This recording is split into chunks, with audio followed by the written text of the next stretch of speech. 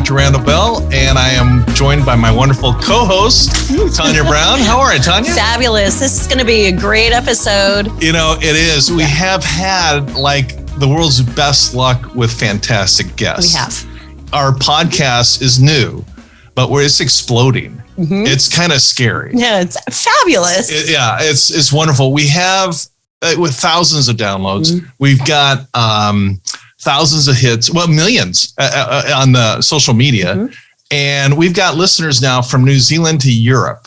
Isn't that amazing? It's because I think we're hitting what really is affecting people today in terms of resolving unresolved trauma. Absolutely. With these although long, we really dig into the details. And I think you and I, just chiming in, quickly, where you and I have been in these interviews where it's like, 12, 13-hour interviews, and then they only take 2 minutes. So this podcast is really a great opportunity for our guests to really share their entire story without no edits. Yeah. We're not your major networks. Like, we want your story, and people need to hear your story. Yeah. It's crazy. Just last night, a buddy of mine emailed me. He's the guitarist for Kenny Loggins. And he invited me to his concert, and they filmed it with an interview thing. And he sent me the clip from the concert I attended. I was there. It was 4.5 hours. I love Kenny Loggins, but that is a really long concert. I get the clip, and the excerpt from what I was there to see filmed was literally maybe 20 seconds. Yeah. But anyway. Yeah. That's why he goes. So here's a couple updates for our listeners to know.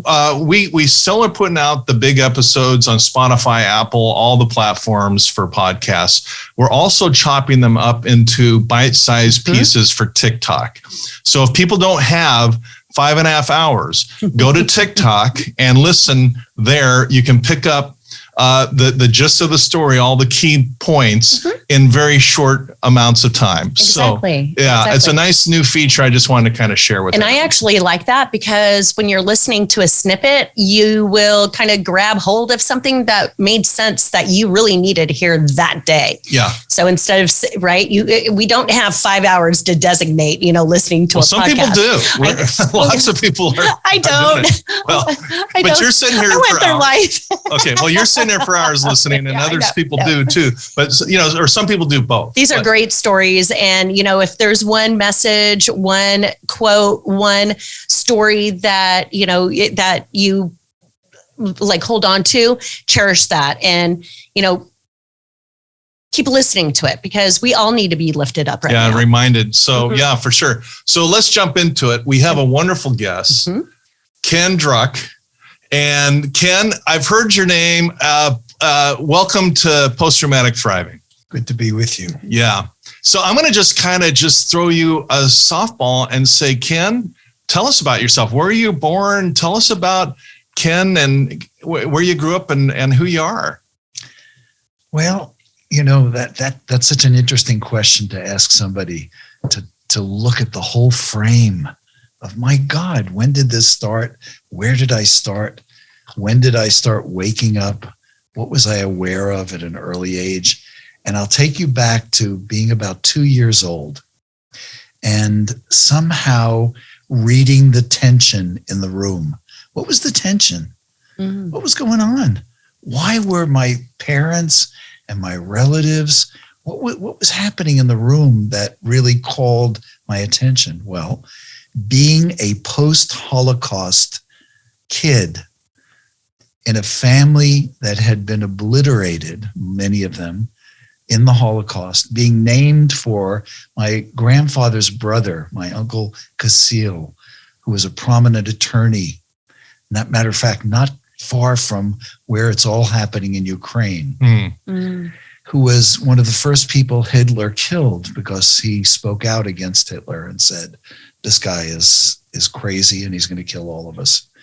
He was one of the first people killed. I was named for him, as is a tradition in my faith. And so in that room as a 2-year-old, there were a bunch of people who were trying to feel where they fit in. Where do we fit in?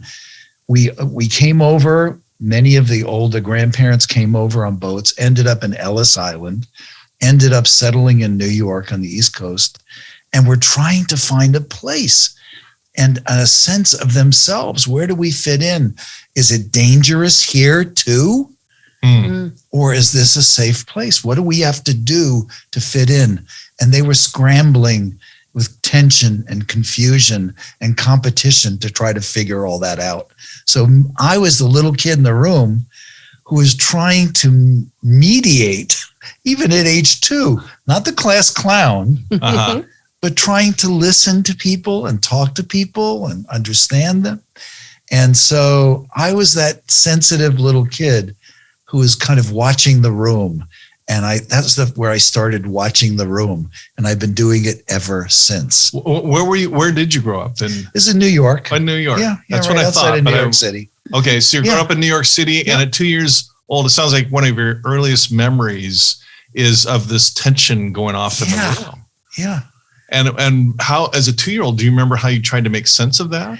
I tried to make sense of it by speaking directly to the people that were feeling the greatest tension, by engaging in conversations with my aunts and uncles, some of whom became dear, intimate confidants throughout my entire adult life. Wow. But hearing their story, asking, being curious, what happened, learning from them, learning how they felt about it today, getting a sense, and also learning to reassure. You know, when a person's lost or doesn't know how they're fitting in, what do you say or do to give them a sense of reassurance that they're such a special person, that you're learning so much from them, that you're curious about their story? So I think I became that little interactive guy who people wanted to talk to, my relatives wanted to talk to. And it also became the way that I started learning. I was not one of these kids who went into school, preschool, and learned and memorized books. I learned from talking to people. Wow. At 2 years old. At 2 or 3 You're or 4. an empath. Now, let me tell you something. I'm going to fast forward just 1 second. Okay. Because I have 2-year-old grandkids, and I'm watching them, and they're awake, and they're curious, and they're alive. And it's giving me a sense of validation that, yes, I might have been 2, but at 2, kids are they're asking infinite questions. Their curiosity, their desire to feel connected, to get good attention. So I'm watching that with my grandkids now. Yeah. Wow. That's my fast forward, but I'll go back. Maybe, you know what? It's in their DNA because you pass that on to them. Yeah, Very cool. Exactly. That's what I was thinking. Well, we get into some great conversations. At 2? At 2 and a I think half I was years still old. sucking my thumb at 2. No, I don't know. No, and they even named me too. Wow. Poppy. So you're aware awesome. of this characteristic in your personality, and this will make more sense as your story goes along.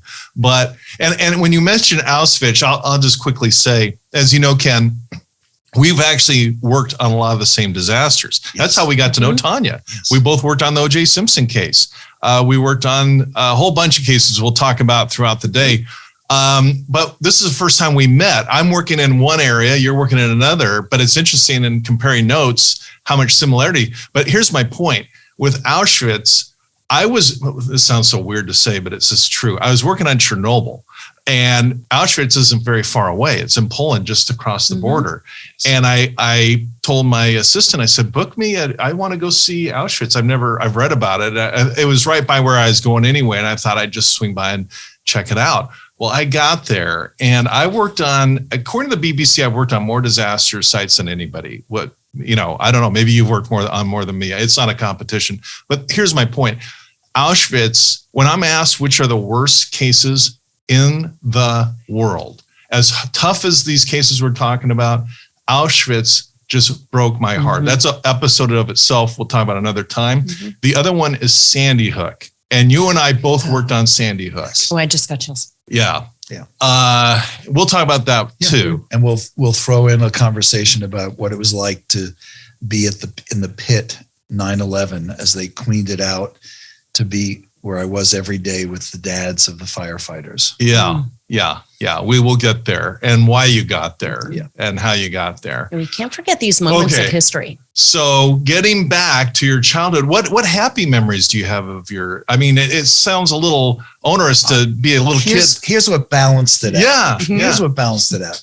My mother, who played the 1934 World's Fair, played the clarinet, was a lover of music.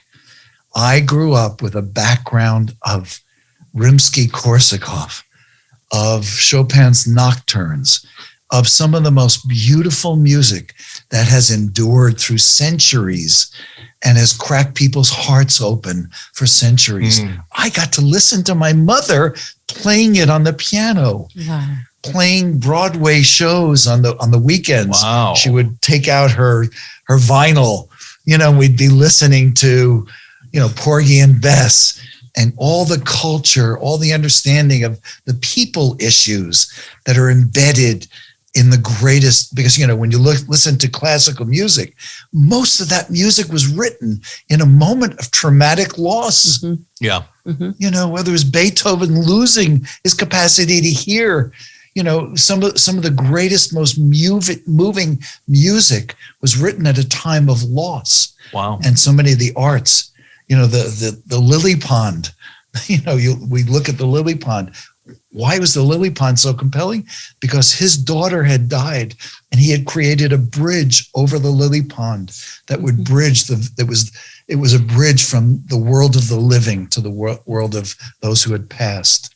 Wow. And that would be a way to stay connected.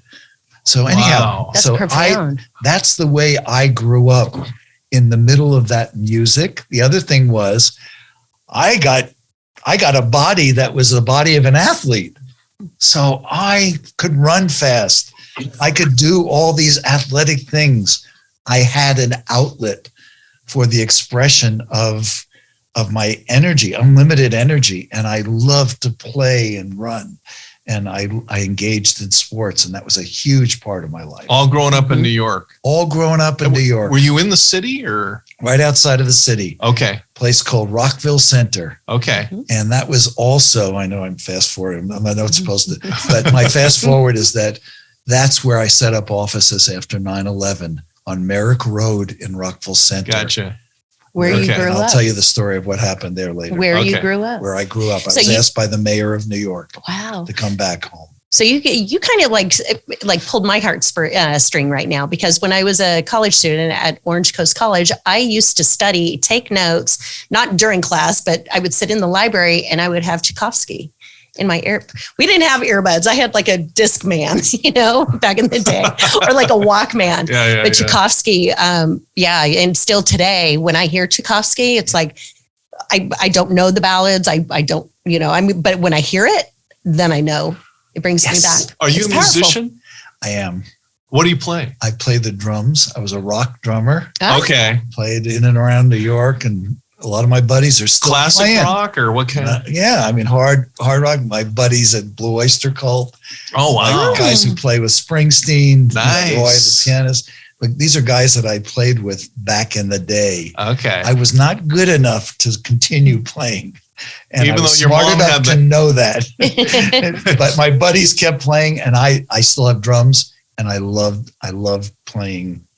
What brand of drums did you play? Yeah. Do you remember? Oh, I had Ludwig. I mean, I had the cymbals, the Zildjian cymbals. I had a full set, and because I've tied together so much of my past and my future. When I think about the drums, after the tragedy I'm going to share with you later, I got rid of my drums. And it was 8 years later after that my other daughter showed up with a set of drums for me again. Wow. And I've been playing them since. So it's small world. I grew up 2 blocks away from Leo Fender. Oh my and God. I wrote a book with Mrs. Leo Fender, and the title is, what do you know? The title is Leo Fender. But my dad worked there. And when Leo bought out Roger drums and Rode piano, that was all the kind of stuff. In fact, one night, my dad was home. We would play this game where he'd try and get out of him the rock stars he had met that day. And he said, I spent the day with this really nice guy.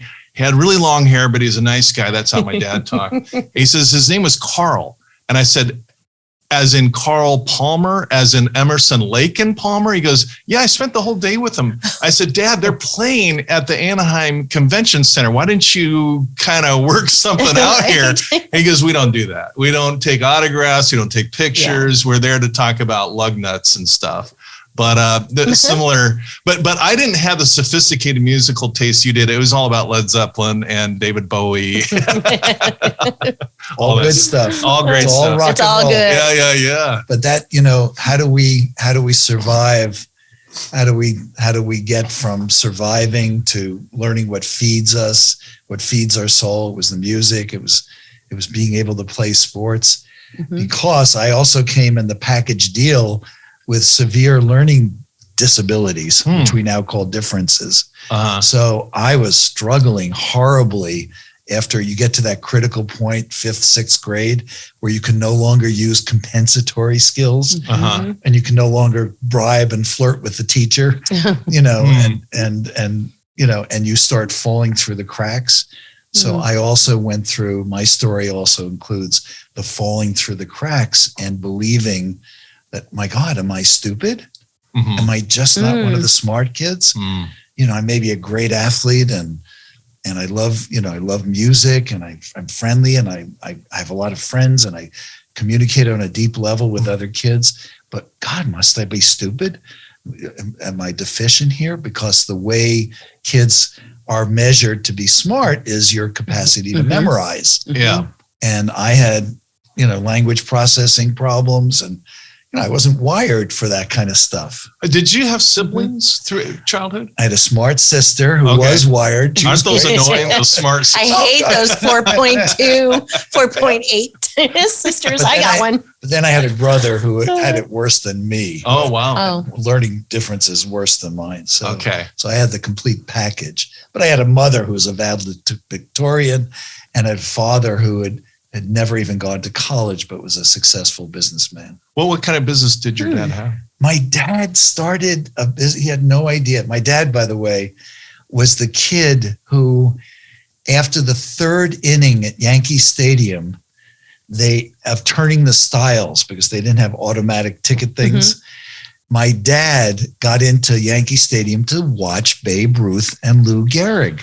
Wow. So my dad, I just got chills. Yeah. So my dad was the kid who lived on the 5th floor walk-up in the Bronx, New York, who was living in utter poverty, whose parents had just come over from Ukraine and had no ability to take care of themselves.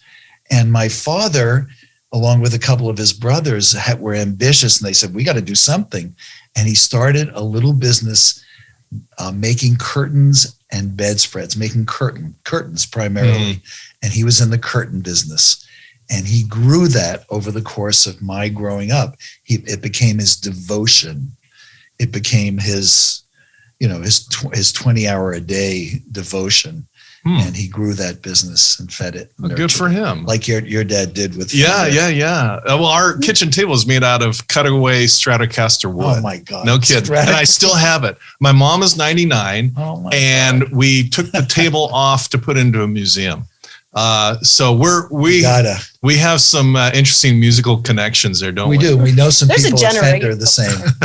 There's a guy named Dell who wrote a book called The Cool Factor, who works at Fender. Oh, really? Worked at Fender. He was their communications director. But you and I, my God. Oh, man, this is cool. Tanya and I know each other. Thanks for bringing in I know. best friend. This is like a class reunion without having gone to school together. This is funny.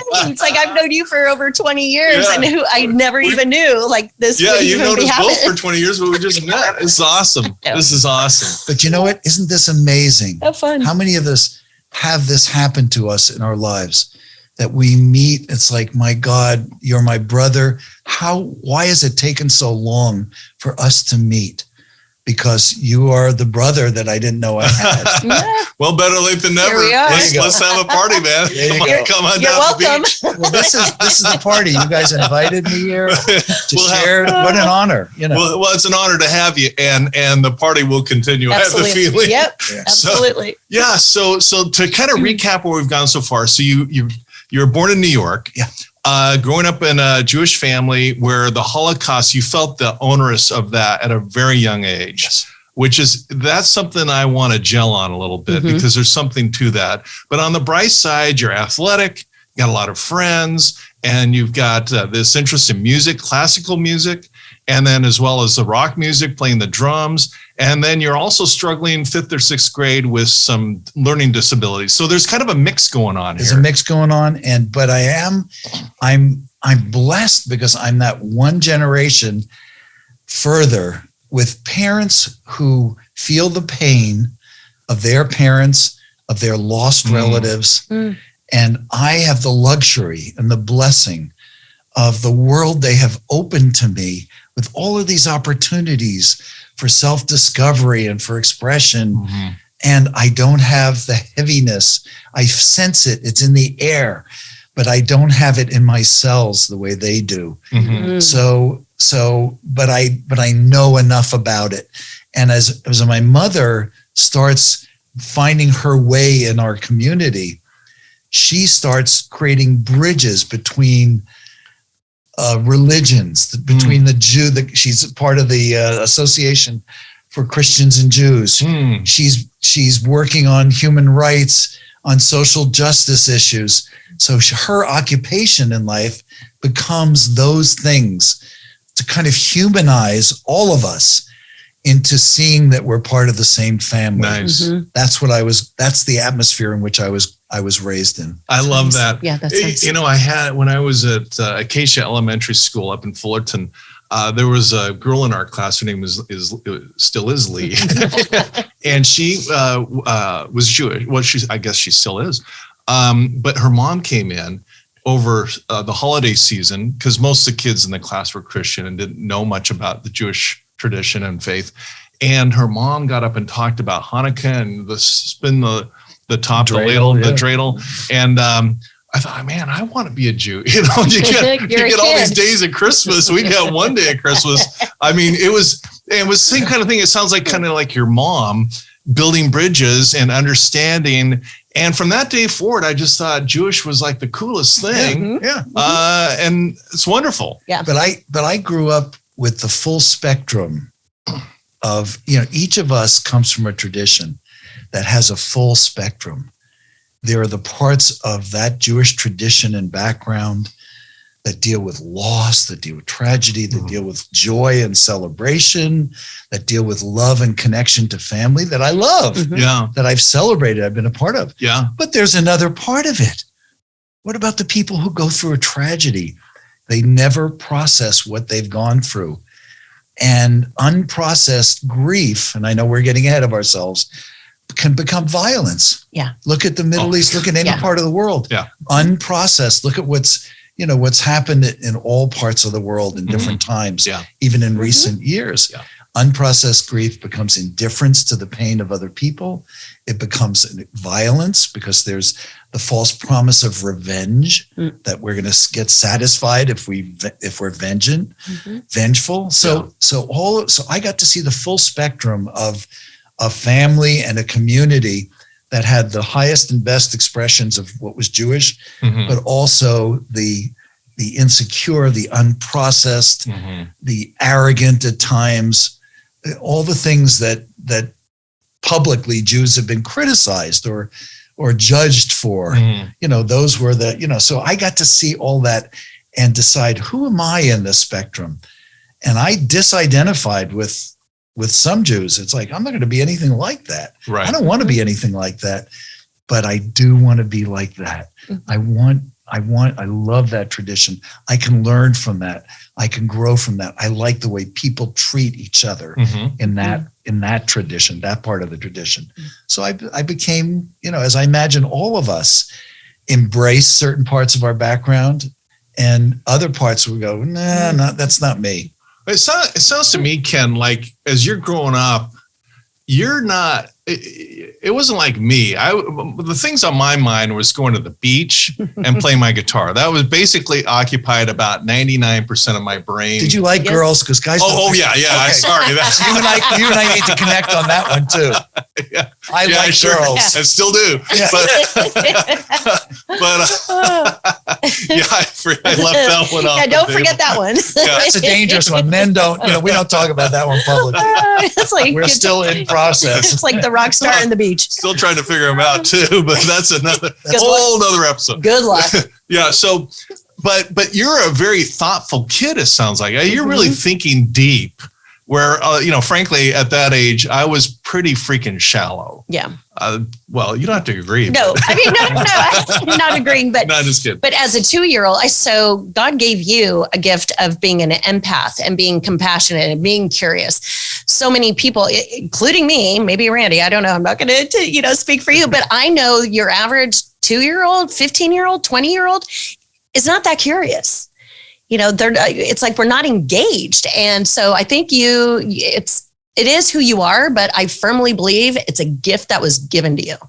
Yeah. For sure. Yeah. For you to kind of dissect. Look, and people ask me what kind of a life I said. I am a blessed, cursed man. We'll get to the cursed part later. I like that. I have had a blessed life. But I'm a guy who walks with a limp in his heart. Mm-hmm. Gotcha. And I think both are important to acknowledge the story. I imagine some people are listening to this podcast and they're saying, "Oh, all this good, happy stuff." Yeah. Where's this going? I'm both of those things. Okay. I am broken in parts and whole.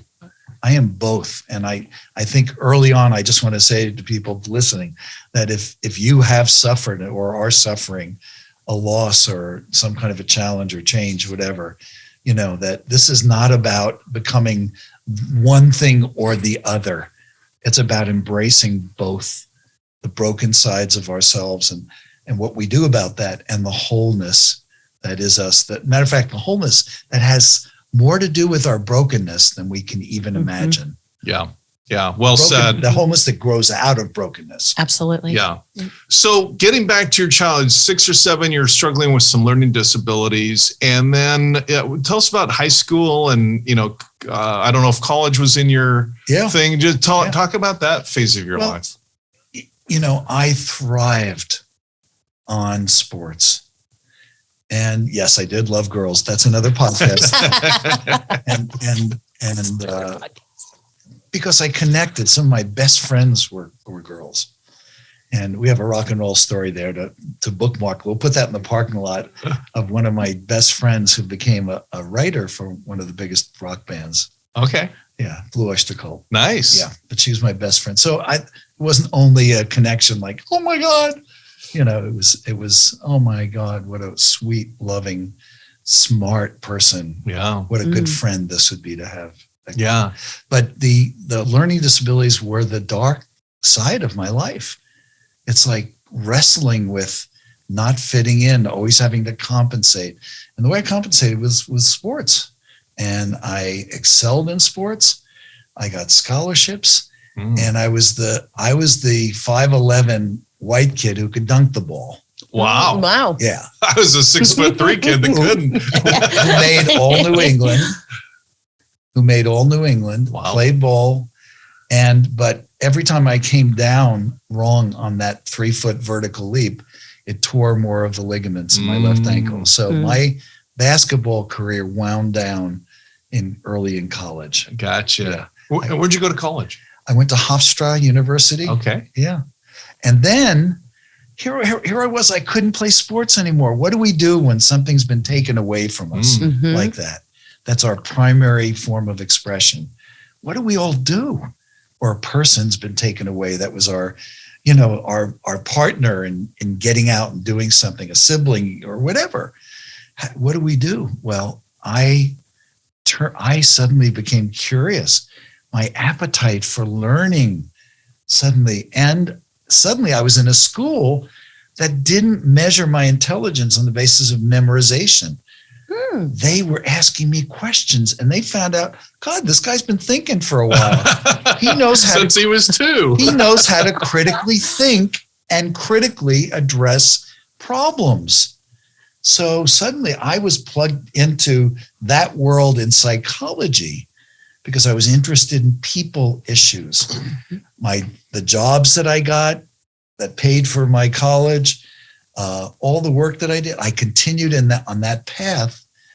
When I left New York in a little Volvo with my new wife in 1971, my God, that's now you know how old I am.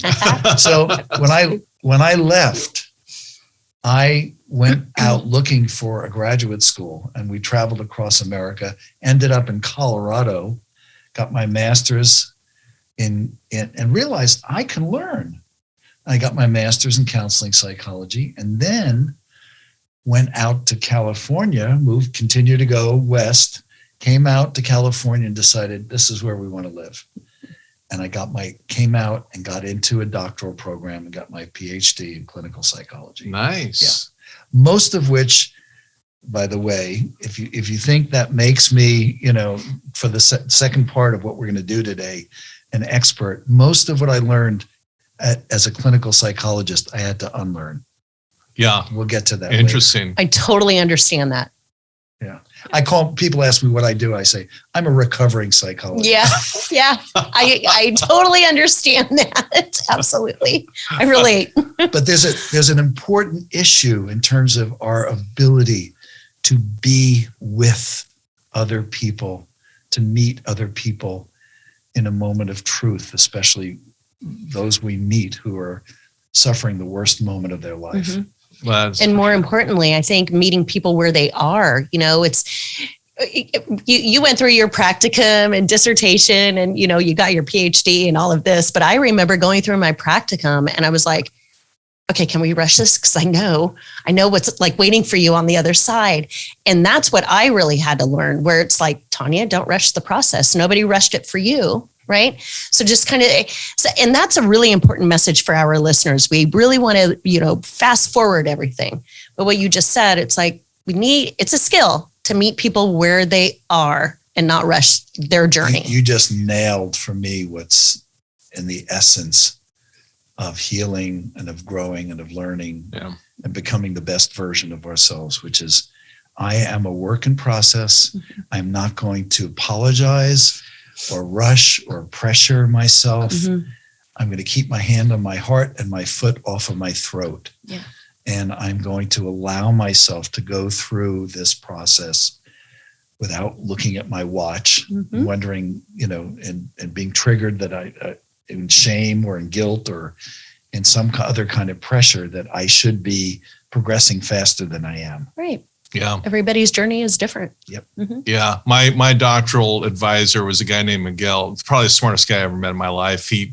Get this, he went undergrad to MIT. Then he went to grad school at Stanford. Then he went to Yale for his theological degree. And then he went to Columbia for sociology. And my thing was in sociology. Mm-hmm. And he met me and he's like, I know what was going through his head now. It's like, just slow down, dude. Take a deep breath because you're not blowing through this, right? And you're not graduating until you start kind of getting this stuff. That's a great title for a book, by the way. Slow down, dude. I like that. It's true. Let's write it together. Yeah. Slow down, people. Well, we'll get to your books later, but this is fascinating. So you leave New York and the New York City area. You move in your Volvo to Colorado with your new wife. You move then to California. You get your. We have 2 kids in Colorado, and your kids, 2 daughters, and their names are Jenna, and Stephanie. Jenna and Stephanie. Yes. Okay, and what were they like as little girls? Jenna was like from another planet. Jenna arrived, at 2 years old. She was asking me, Daddy, why do we have to die?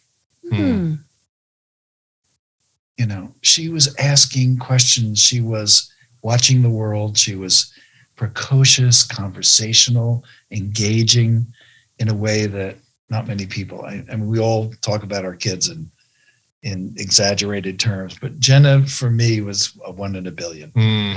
And then her sister came along. Of course, being at the time, being a psychologist, we spent the whole year prepping for the second child to come.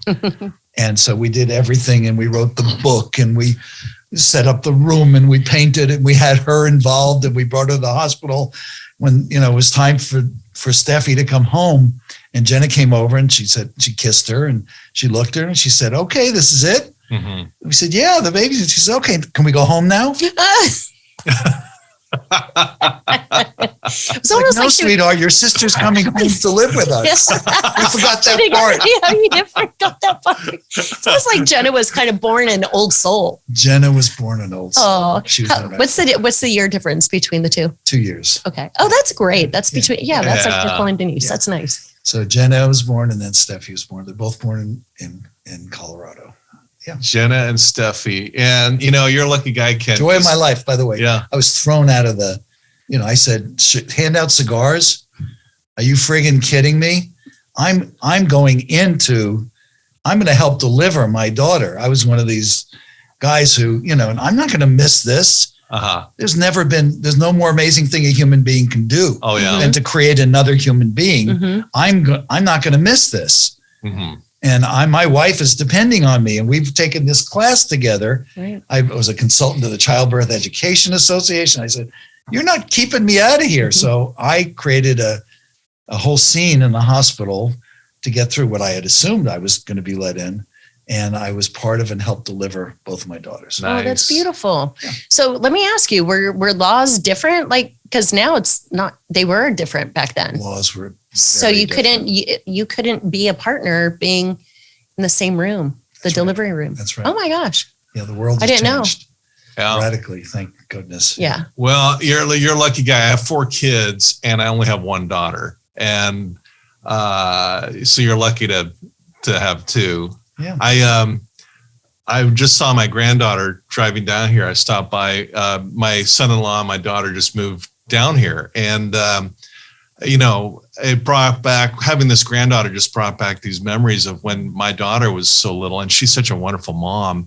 And there's a whole different. My boys are great and everything, but they're dudes, but my daughter and my granddaughter, oh my gosh, it's just. There's a special place in dads and grandpas' hearts for that. Yes. There's no for question sure about it. You guys are, sorry. No, go ahead. You guys are kind of talking, because my daddy died, right? Yeah. In 2014. We're 4 girls. So my dad was married before my mom and had 3 children, 2 girls and 1 boy, Tracy. His first daughter actually died of Lou Gehrig's disease. So when you mentioned Lou Gehrig's, I was like, I got chills. But I just remember daddy coming in from the back of the house at Monarch. And anytime that he would come to the kitchen table and he'd see all the girls hanging out, he'd be like, "Okay, exit stage left." Just keep going. Just keep going. I'm not even, because so it's nice to hear 2 men who would, because maybe that's what daddy was feeling. Oh no, let me tell you, your dad and I used to go down, I forget, some fish restaurant right down here. Harbor Grill. Yeah, that's it. And he liked, I think he liked just talking to a guy once in a while. Yeah. But his heart was with his girls, I'll tell you that. He felt the same way. So you're living at this point in San Diego, and are you practicing as a therapist then? Yeah. Okay. Yeah. I started doing something. There's a stream of oppositional defiant behavior or resistance or questioning or redoing that goes through my whole life. And in the mid 70s, performing as a psychologist, I would ask my clients started being leaders in business and government. And I started asking them, they said, "Hey, you got to keep this quiet." And they were so worried about the stigma. It was in the mid 70s that I said, "Would it be easier if we called this coaching?" So I started something called executive coaching. My buddy, Ken Had you Blanchard, heard that term before? Never. My buddy, Ken Blanchard, cranked it into his company. He said, "This is a great idea. We got to start doing this too." And coaching, I think there are other people starting to do this around. I don't think I'm the only pioneer here, but I started something called executive coaching and consulting that kind of depathologized the work that I was doing with these clients who, number one, wanted to run the bill for their company if they could, and number two, didn't want the stigma that they had all these rough edges that needed smoothing out. So I have continued to do executive coaching and consulting. So as far as we know, you invented the term. As far as we know, I was one of the first people to use executive coaching. Yeah, There's no question. Yeah. And develop, formats and templates for what that looked like and how that was different from therapy. And even though in some ways it's, a good executive coach is doing the same things. Right. A good therapist is doing as well. Absolutely. Or any confidant, any trusted confidant is doing the same thing, whether they're a friend, a sister, a brother, a relative, a priest, a rabbi. They're all doing the same thing. Yeah. They're listening. They're helping people identify what their options are and draw them out to hear what they believe. And then when asked about their own critical input and thinking, then they'll share. Personally, I think coaching is, I'm an advocate for therapy. Like I go to therapy 2 times a month. Like I'm a total advocate for it. I'd go every day if I could. But coaching, I think it's very proactive. It's saying, okay, this is where I am. Because when you are coaching, you're processing, because I do coaching as well, right? So you're processing, but you're meeting them where you are, but you're giving them a tool, a resource, a path, like, okay, this is where you are now, but imagine where you can be. Yes. And it's giving them that, that goal, that journey, that path. Yeah. To me, I like that. Yeah. Yeah. And I think for people who are also grieving losses and have suffered traumas, it's like, I got to go see a shrink. Now, I've lost my mind. Why else would they be sending me to a psychologist or a psychiatrist? So a lot of people who are sensitive in that way, when you say this is grief coaching or this is coaching for people who've suffered a loss, the languaging of that is softer. And it's like, okay, I haven't lost my mind or my heart. I'm going through grief. I'm experiencing trauma. I need to learn how to live through this to the other side of it. Exactly. We're finally talking about mental illness, right? So it's kind of like you just changed the vernacular, right? So just like mental illness, what's mental illness? What's mental health, right? So it's because it's still such a huge stigma.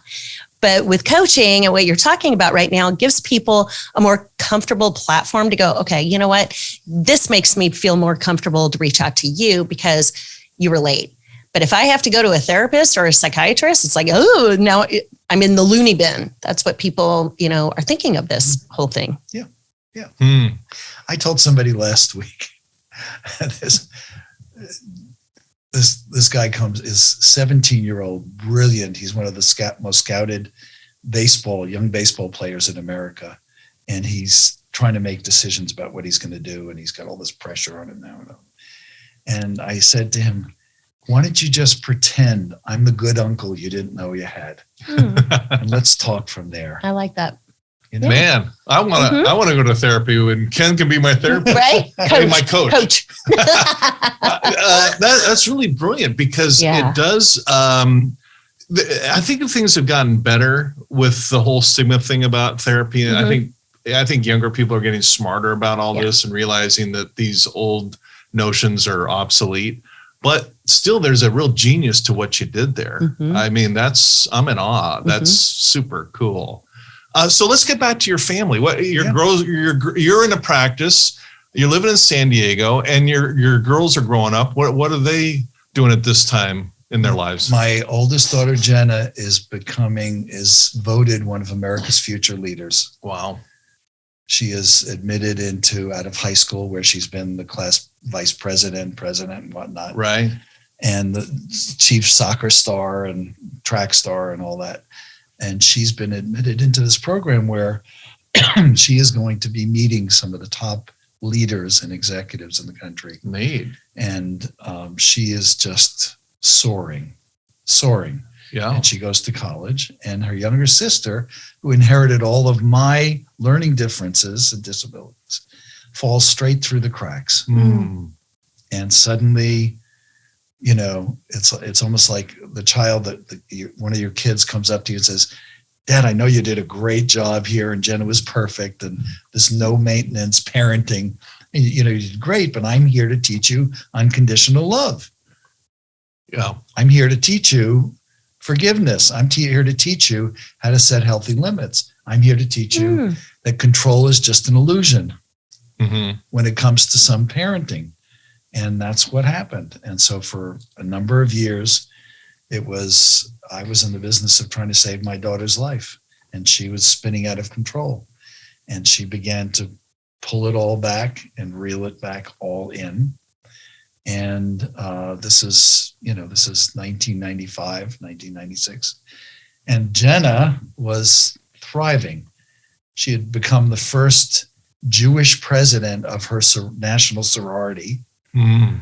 So she was, even though she didn't identify religiously, we're not a religious family, but she was setting precedents. She was creating programs. She was philanthropic. She was doing amazing. And she had infiltrated MTV. She said, I've got to get in there. The misogyny and the music has got to change. And she infiltrated MTV. She worked at the first MTV Beach House in Malibu. Remember the Malibu Beach House with all those VJs? Yeah. Well, she got, that first year was devoted to my daughter, because Jenna said, Dad, I know the world's bigger than Colorado, San Diego, and there's an amazing program. It's called Semester at Sea. And you go and you live on the ship for a semester, and you go through South America, Africa, Asia. You're going to go to India. You're going to go to Japan, and we'll be home May 15th. Okay. Jenna died on March 27th in India when the bus that she was on flipped over. Oh, my goodness. And she and 3 other beautiful young women died. So the last phone call was the I love you phone call. Daddy, I love you. When she called from South Africa, she had met Mandela. Dad, I can't believe it. 15 people live in a room the size of my room at home. She'd gone through the adventure of a lifetime. They'd overbooked a bus ride on the most dangerous road in the world, the Grand Trunk Road, where 1,600 people die every year. And the bus was 1 hour from the Taj Mahal. And the night before, she called to say, Dad, I can't believe it. I am going to see the world's most famous symbol of eternal love. I'm going to the Taj Mahal. And she never made it to the Taj Mahal. So my phone rang at 10 o'clock at night. And it's the phone call that stops time. And everybody who's listening, who's gone through something like this understands it. And Tanya, you understand it. And all of time stopped. All of time stopped in that moment. My heart stopped. My life as I knew it had ended. My daughter, the fact that my daughter's life had ended was an abomination of nature. My daughter was my soulmate. My oldest daughter was my soulmate in this life. That's just the way it works out sometimes. The person who you feel most deeply connected to in this life. And she had died. And the phone rang, and I fell to my knees. And I don't know that a part of me has ever gotten up off my knees. That part of me. But another part of me was looking to the heavens, literally within minutes, and speaking to my daughter, saying, what now? What now? And out of the ethers, and I can't tell you how or what, and I'm not here to tell you that I know the true nature of life and death. I don't. But out of the ethers, and not physically, but almost spiritually, I could hear her saying, when I said, what now? I heard her say, more nows. More nows. More nows. In other words, you're going to have to confront the moments that are to come. and face into them. And I can't tell you what's to come. Everybody wants to know what's to come. And it was this, can a person heal from pain of this magnitude? When a person's heart has been ripped out, and you're as a parent or whatever, is this just a curse? Like the rest of your life is cursed because you're going to be suffering in choiceless, unresolved pain for the rest of your life. And so you're screwed. It's over, which is what it feels like in the beginning. Mm-hmm. It's over. Mm-hmm. It's over. And part of it is your life as you knew it ends in that moment. Mm-hmm. But then you begin to notice that, my God, not all, it hasn't ended for all of me. There's still a part of me walking around, fighting to stay alive, searching for the next breath, searching for a way to manage pain that's unspeakable. Mm. And that's where the journey begins. Wow. Well, as one dad to another, all I can say is I'm so sorry. I can't, this is every parent's absolute worst nightmare. Mm-hmm. You've experienced it in your family, Tanya. Mm-hmm. You've experienced Ken. I have not my family, but my brother's family, the loss of a child. And, you There's just thank God for every day where you don't live that nightmare, but unfortunately those nightmare moments come along. Mm-hmm. There's nothing like it. It's, both of you have said you've gone through it. I haven't gone through it. I witnessed it, with my mom and my dad. I would never, because I don't have children. So I don't know what that's like, but I witnessed that pain. And losing Nicole was one thing that, you can grieve from that and move on from that. But when you see your parents, get that phone call, like, no, my parents were never the same. They were still the same, Dita and Opa, but their lives were never the same. Denise did say something to me one time, and correct me if I'm wrong, but she did say to me one time, she goes, and I never really understood it because, time heals and all that stuff. Those are like the worst things that you can ever say to anybody. But she did say this to me one time, and it made sense. She goes, it doesn't get easier. You just learn how to live life without that person. Mm-hmm. Does that make sense? Yeah. Well, yeah. What I tell people often is people say, how are you? Does it ever get better? And I say, no, it never gets better. It gets different. Yeah, I like that. It does. It gets different. And this is when I said, that's where things begin. I couldn't emphasize it enough. What begins, because everybody who's listening, who's gone through this kind of a loss or any kind of a serious loss where you're just looking for the next breath. It's like you are, the equivalent would be in the ICU having tubes, except you're grieving. So there are no tubes. Mm-hmm. You're just fighting more sorrow than you ever imagined you could bear. Mm-hmm. Yeah. And you're trying to breathe in between those tidal waves that roll through. So where it begins is an amazing story of miracles, of hard work, of faith at times, of humility, of understanding what this life truly is and what it asks of some of us. And we begin to look around the world at the suffering. There is more joy in any given moment of this life going on around us than we can imagine. Mm-hmm. People, babies being born, people falling in love, people drawing nourishment from the air. The idea that we breathe and we nourish ourselves with air and food, and we have this miraculous life to live, and an atmosphere that gives us life and supports life, and all the miracles.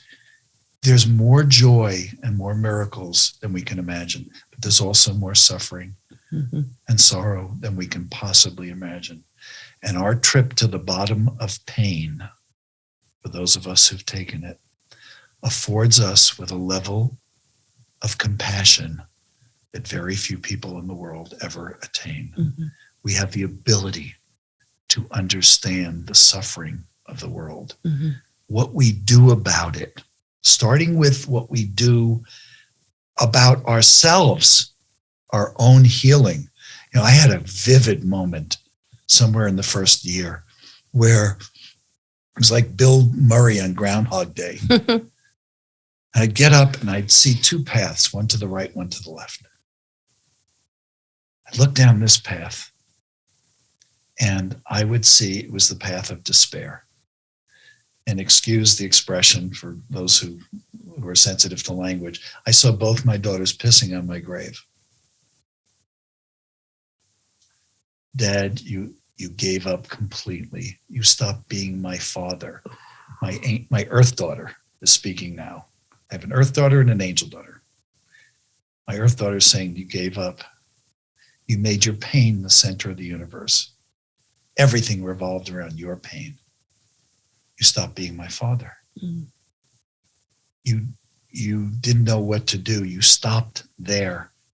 You contracted with a heart broken closed. You contracted around your pain to prevent any further pain. Your heart broke closed. We should have just buried you with Jenna. Then I look down the other path and I see my two daughters saying, Daddy, we're so proud of you. We're so proud of you. You fought your way back into life. You continued to be our Father.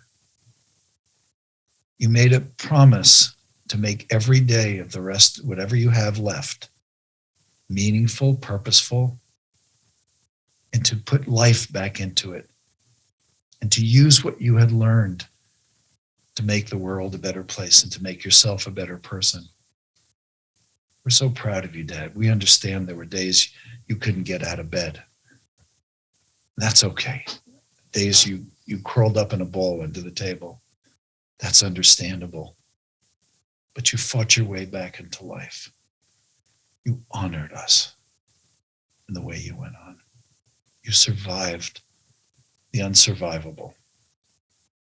And I look at that, I wake up like Bill Murray and it's Groundhog Day. What am I going to do? How am I going to live? And out of that, I started creating a template called the 6 honorings, the path of honor.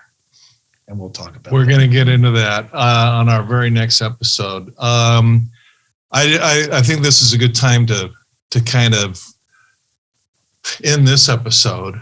I just want to say, Ken, it's an honor to have you here, really. And thanks for, it can't be fun. I get choked up just hearing your story. I got my Kleenex. Thanks for sharing it. That's not fun stuff to talk about. No. Thanks for being the kind of people that don't run away. Mm. Yeah, a lot of people. Most of us don't tell our story because we're afraid that somebody's going to throw a cliche at us. Yeah. Mm-hmm. Tell us the glass is half full. Tell us, God has another angel. They're going to invoke something that they believe takes away our pain rather than just being with us through the story and just listening with their hearts. So that's the gift that you're giving right back to me. Yeah. Thank you for that. It's an honor to be in a safe place to share my truth. Yeah. And I can't imagine the number of people that you're actually helping right now, because we have people literally around the world listening. We're building a community where we can talk about this stuff and it's doing real good. We're already getting the feedback that, and I think your story, sharing your story, as difficult that is to relive, is really helping a lot of people, because that's problem number one. People bottle it up inside. They cause an internal war, and then they're triggered, and then they're off to prison or dead or some unpleasant place. So that's what we're all about. So we'll come right back. And this is kind of the dive stage. You took an unimaginable dive. We're going to move on to survive on post-traumatic thriving, where we learn to dive, survive, or thrive. The choice is yours. Thanks for supporting our podcast. Be sure to like, share, and subscribe, and follow us on your favorite social media. For books, merchandise, or to donate, visit CoreIQ.com. Post-Traumatic Thriving is produced by CoreIQ, a nonprofit with a mission to teach the life skills we all need but are not taught in school. CoreIQ and the Post-Traumatic Thriving podcast are for informational purposes only and do not provide medical or mental health advice. Always consult with your licensed medical and mental health care providers.